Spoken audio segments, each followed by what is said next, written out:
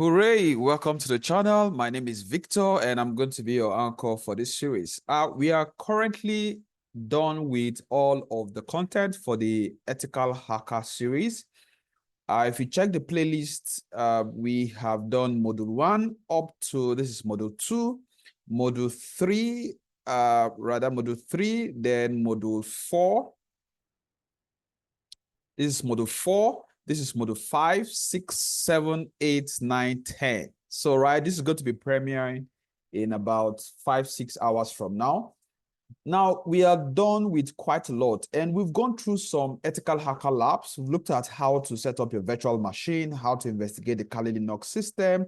We've looked at how to understand compliance requirements, local restriction. If you're doing pen testing for an organization or for a firm or for an individual portal, websites, network, depending on what you're working on, there's always some kind of local restriction or regulations or law. We've also looked at how to create a pen testing agreement. You have all of that in the series, in the playlist. We also looked at pre-scope and planning, pre-engagement scoping and planning, personal code of conduct, employee intelligence gathering. We looked at quite a lot of labs. We looked at how to find information from SSA certificate. So if you are new to the channel, don't forget to hit that subscribe button. You can inform others of this amazing series we've created over the last 6-7 months. And we are actually in the concluding section. And once we're done with this, we're going to move on to the CompTIA Pentest series. Now, we also looked at advanced search, quite a lot that we've done. And currently, we want to look at some additional labs. So we should be looking at roughly 30 labs in all, having done with all of the modules, right? We have about 25 items on the series. And there's one lab we want to look at currently. So there are a few other labs that we're going to be touching on today. We have analyze exploit code. We have analyze automation code. Then we also have recommend remediation based on findings. So there's this down variable web application server that we have here. We're going to run some vulnerability assessments. Then we're going to see how to offer some recommendations or some remediations. But the lab we want to touch right now is pen test report. Now you've learned how to create your pen testing agreement, start up your pen test, run your vulnerability assessment. What about if you need to write your pen test report? What are some standards? What are the things you need to know? Somebody can say, okay, after I run some certain tests, taking my screenshots, documented all of those, what does a report looks like? Now, a report should tell C-level executives, technical executives within the sponsor of that particular project, what you have done, maybe how you've done it and what worked, and of course, what vulnerabilities that you found out, and what countermeasures that it's very important that they explore to deploy to their digital assets. Now, this lab is going to have 3 parts. The first one is that we want to review what publicly available pen testing report looks like. Now, I would normally tell students that if you want to write a pen test report, it follows some processes. The first thing is that you want to conduct a security audit. You conduct a security audit. Once you're done with the security audit, you start looking at standard guidelines, right? And that's what we're trying to do now in the very first one. If you're doing, let's say, a web pen test or a cloud pen test, you want to look at what does a pen test report looks like so that it gives you an idea about how to document yours. Yes, you're not going to copy verbatim what you find in most known or regular reports. You want to learn from those standard guidelines. After you've learned from those standard guidelines, you want to now start adapting whatever that you have, all the things you did through reconnaissance, footprinting, scanning, trying to conduct those vulnerability assessment and pen test. You want to now start transferring most of those documentations and screenshots you've taken into the standard report. Then another thing is acceptance. C-level executives, that is the CTO, the COO, they will have to accept this report and sign off of that, or sign off from that sign off the report. Now, another thing you want to do is training, is remediation, is actually closing the project. And if you check my pen test and digital forensics playlist on this channel. I said a pen test is a project. If you're used to project management, you understand that a project management is any endeavor, series of tasks that's intended to deliver a particular result. And it's always going to have a start time and going to have an end time. A pen test is a cybersecurity project that intends to tell what vulnerabilities, what likelihood of occurrence, and what is vulnerable as tested on a network, and of course, how that should be remediated. Now, the next thing we're going to be learning in this lab is how do we now develop our own report, and of course, finally creating your pen test report. Now, at the conclusion of a security test, a pen test report is produced that presents a detailed analysis of the organization's security risks. Yeah, what risks do we have? Now, depending on what scope you have at the onset of the report, now you want to know the security posture, the vulnerabilities, the high and low priorities, because anytime you run a vulnerability test, you're going to have 0 to 10, or you're going to have a scale. Then those high risks, vulnerabilities, you want to prioritize. So that's what we talk about, high and low priority concerns. And of course, suggested remediations. Now, for this lab, we just need our mobile device and internet assets. So the first part is for us to review publicly available pen test reports. So you could check on this link and see what you have currently, or you just type example pen test report. Or if you're looking for pen test in a particular niche, let's say you say a bank pen test report sample. So if you're doing a penetration testing for a bank, you could say a sample penetration testing for a bank, right? So that can give you an example of what your report should look like. This is very recent. Pen testing report, sample VAPT report. VAPT is vulnerability assessment and pen test, right? VA, vulnerability assessment and pen test. I'll open this from Hack the Bust. Then you have this one. So there are quite a lot. So one of the things you want to do is to check this report, see what it looks like, and try to make sure that you learn a lot from those documents, right? Once you learn a lot from those documents, it's going to inform how you can now write your report. Things like the most important sections that you should have. Let me see how to open this up. Let's say make it bigger. Okay, so let's see if we can zoom this out. Okay, it's still loading. So let's allow it to finish loading. You can see we can actually zoom out and scan through the report. You see, for this report, for instance,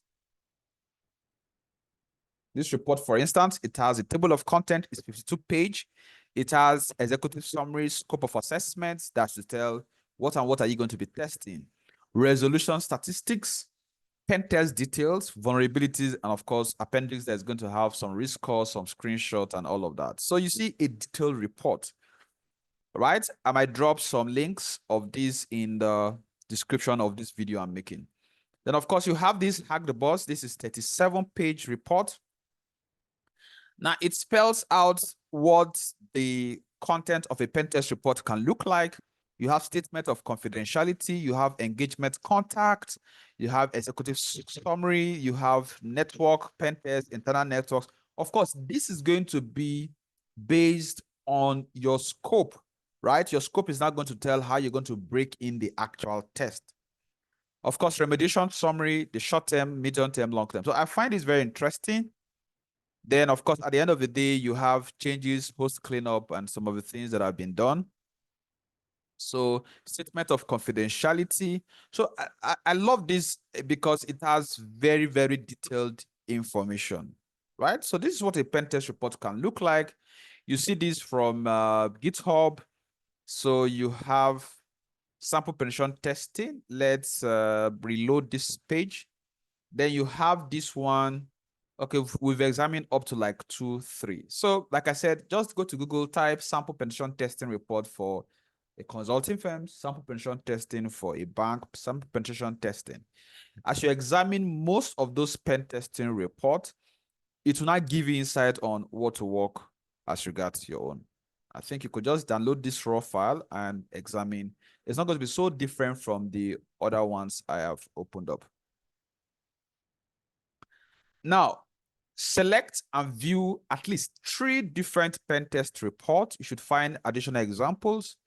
Now, the first question is, another thing is going to be, what sections do the review reports have in common? Like we've examined, you're going to see that you're going to see executive summary, purpose and scope, methodology, that's to say, how did we get to do that, the actual test, what our findings, what our recommendations, remediations, what our summary, what our appendix. So that should tell you how should write a pen test report. Now, what's the purpose of an executive summary, and what do you think this is intended for?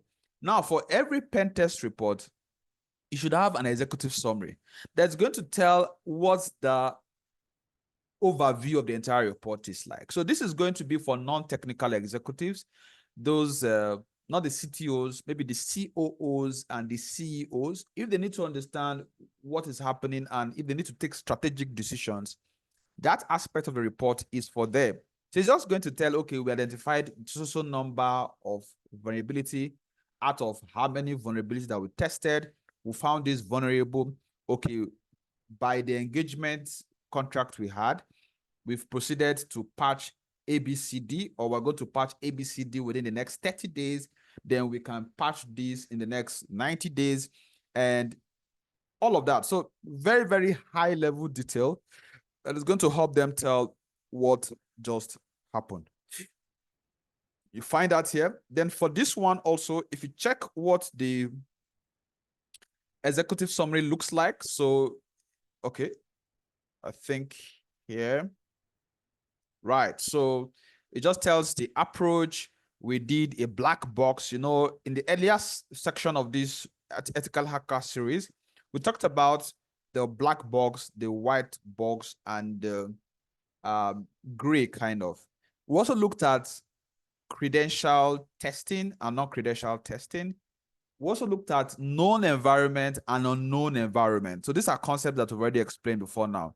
So here in black box, they're trying to say, okay, that we're not giving so much information and we ran the test from this period to this period without any credentials. Here we mean that we're not giving like username and password for some digital assets, but we found our way and we interfaced with some of the public facing, the internal devices or assets, and we've tried to check out some vulnerabilities, right? So I think that's all for that executive summary. So here you have scope. Okay, this is just the URL, or this is just the IP address that we're going to be testing, and it's just going to be the internal network. So if you were working on so many other things, you can also indicate that in the scope.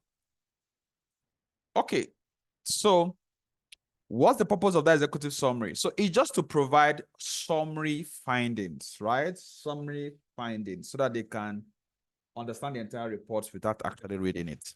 Section 2, develop your own pen test report. So if you need to develop your own pen test report, like I said, what are going to be some important sections that you should include in your report?